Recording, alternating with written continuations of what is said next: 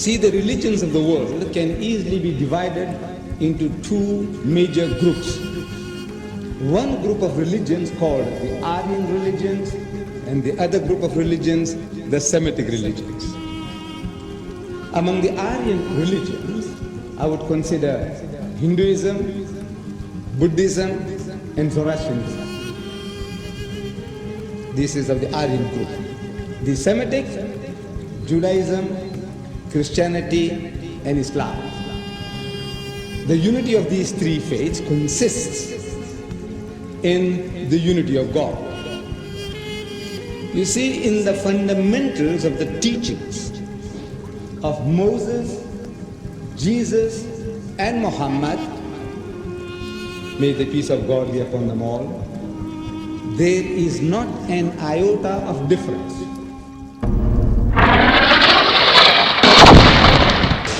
In December of 1974, the U.S. government made Third World population reduction a central national security issue.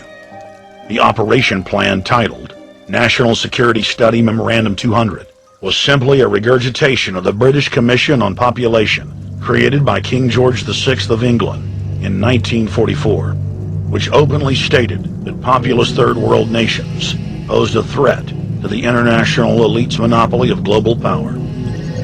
The Kissinger-authored U.S. plan targeted 13 key countries where massive population reduction was called for.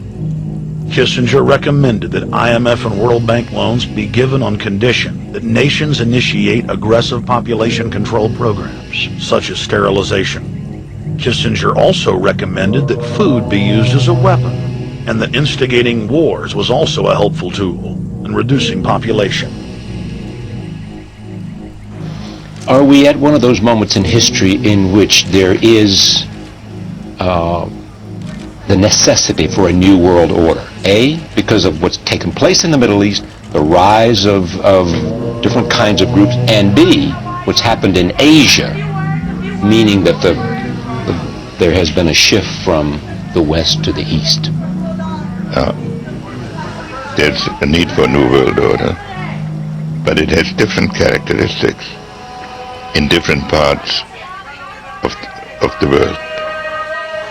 Henry Kissinger, former Secretary of State, we began, as I said, this series of conversations with former Secretaries of State, with people from not just the United States, but other countries, talking about this new world order and where we go from here. Make no mistake, and now is the time for all of us to take our share of responsibility for a global response to global challenges. If the governments of Iran and North Korea choose to ignore international standards, if they put the pursuit of nuclear weapons ahead of regional stability and the security and opportunity of their own people, if they are oblivious to the dangers of escalating nuclear arms races in both East Asia and the Middle East, then they must be held accountable. The world must stand together to demonstrate that international law is not an empty promise, and that treaties will be enforced. And that means setting new rules of the road and strengthening regulation for all financial centers, so that we put an end to the greed and the excess and the abuse that led us into this disaster and prevent a crisis like this from ever happening again.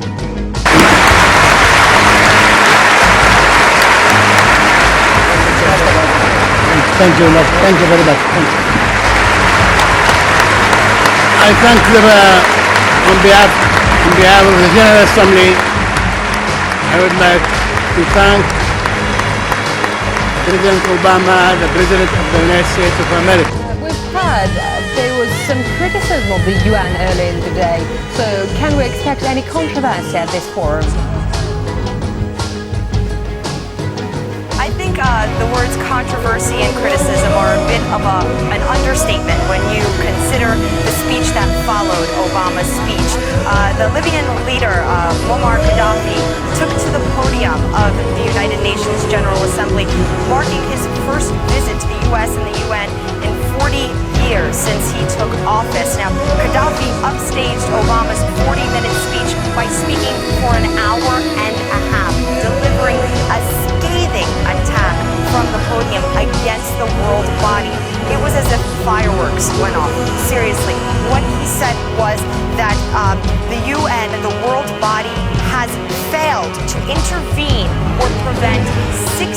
wars since the inception of the UN in 1945. Now, as Gaddafi spoke from the podium, he was holding a copy of the UN Charter in his hands, waving it ferociously, and he was saying that the UN right now is not a democratic institution because it's really the Security Council that holds the power, particularly 5 veto-wielding members of the Security Council that hold the power. He said that the power needs to be held by the General Assembly. He said that's what would make this international body more democratic. And what he said that actually shocked everybody that was watching his speech was that the Security Council should instead be called the Terrorism Council. المحكمة الدولية الجنائية اللي بيحولونها الذين مارسوا الإبادة الجماعية ضد الشعب العراقي. سهل بن البشير يمشي للمحكمة، سهل السومودان يمشي للمحكمة، سهل تايلور يمشي للمحكمة، سهل هيبر يمشي للمحكمة، سهل من ثاني مطلوب للمحكمة يمشي نوريجا، يمشي أوباما ومضى في ظلام مدتها 4 سنوات أو 8 سنوات، وبعدها أخشى أن تعود حليمة لعادتها القديمة. وهذا الكتاب الأبيض، هذا الكتاب الأبيض فيه حل. Italy can accept it, provided that there is a resolution of Security Council of United Nations, a NATO decision, and there is a clear support from the Arab League and the involvement of the African Union. I don't see, I would say, an impossible perspective for adoption of no-fly zone, but what is very important is the Saturday summit of the Arab League that would be deciding that position. Thank you. Thank you very much.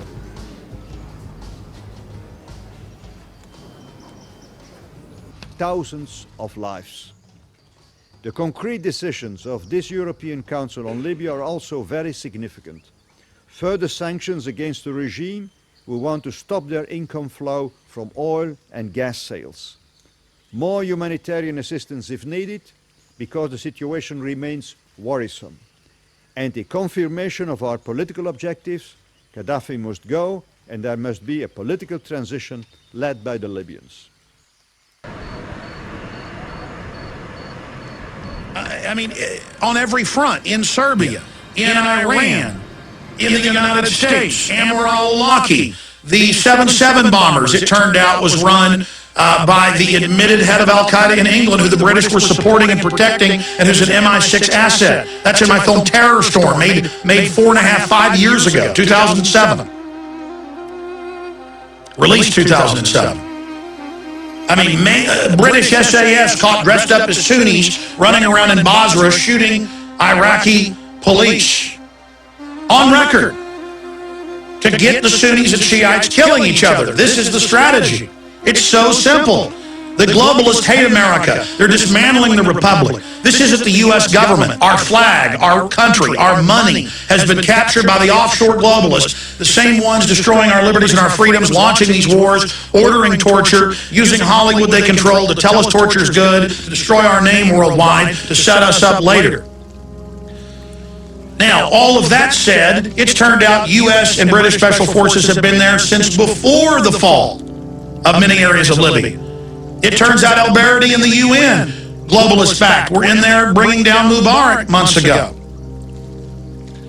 And now we learn it's not just U.S. and British special forces. Libya, U.S. fighter jet crash lands in field near Benghazi, an F-15. An F-15E bomber, fighter bomber, in there dropping bombs. You weren't told that in the news. You were told it was only cruise missiles. Good evening. In the life of all free nations, there come moments that decide the direction of a country and reveal the character of its people. We are now at such a moment. Fuck Iraq! Fuck Iraq! Fuck Iraq! Fuck Iraq! Fuck Iraq! Oh God, that was so wrong. I thought Muslims weren't supposed to eat pork. But you still have pork? So that makes you a dirty little heathen bastard Muslim. Well, then why are you a Muslim still? I don't know. I don't know either, man.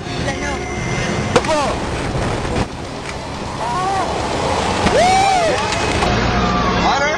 Hi? Come on, keep running. Here. Here. You getting them? I'm kidding, I'm sorry. Come on, you're almost there. Hurry. That's fucked up. Here. Can you see him? I can see him, sorry.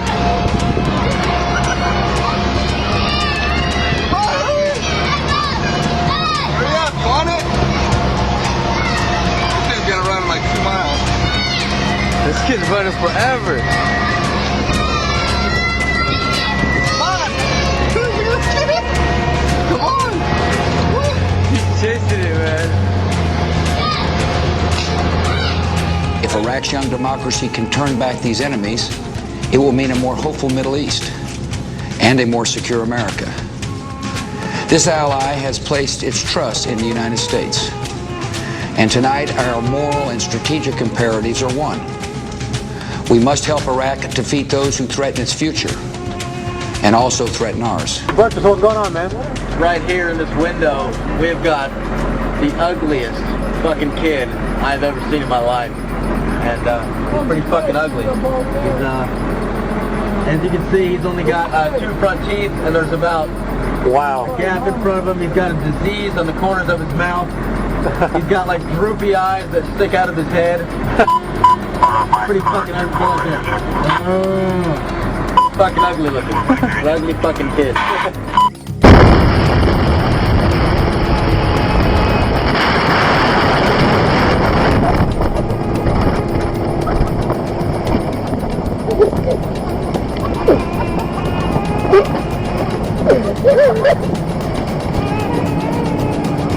Our mission in Iraq will evolve.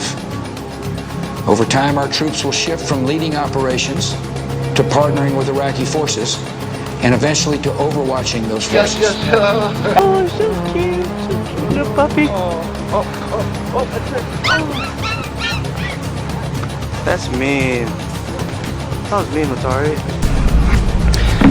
And I tried hard to be proud of my service, but all I could feel was shame. And racism could no longer mask the reality of the occupation. These were people, these were human beings. I've since been plagued by guilt anytime I see an elderly man, like the one who couldn't walk, who we rolled onto a stretcher and told the Iraqi police to take him away.